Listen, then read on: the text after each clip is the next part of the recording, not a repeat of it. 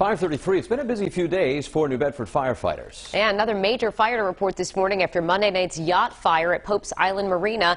Latest one happening in the south end on Bonnie Street near Route 18. For more breaking overnight details, we go live now to New Bedford. That's where 12 News reporter Kate Walsh is. You've been there for a couple of hours. Kate, what's the latest?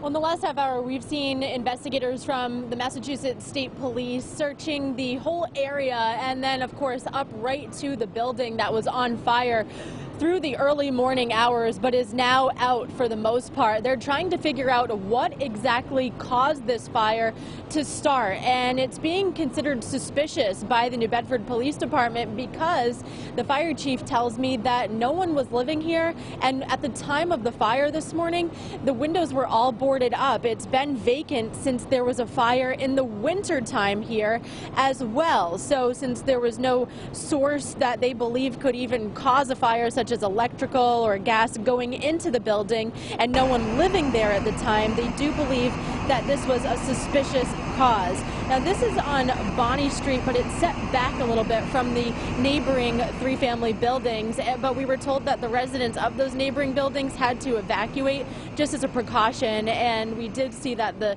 siding on those neighboring buildings melted from the hot flames, and some neighbors said this is, of course, the second time that they've had to leave their homes this year because of a fire at that apartment building. They were frustrated by that, as now they have to try to sleep in the car until they're told they can go back into their homes. Some had cats they had to bring out with them and other pets, and also the power has been shut off to this block of Bonnie Street.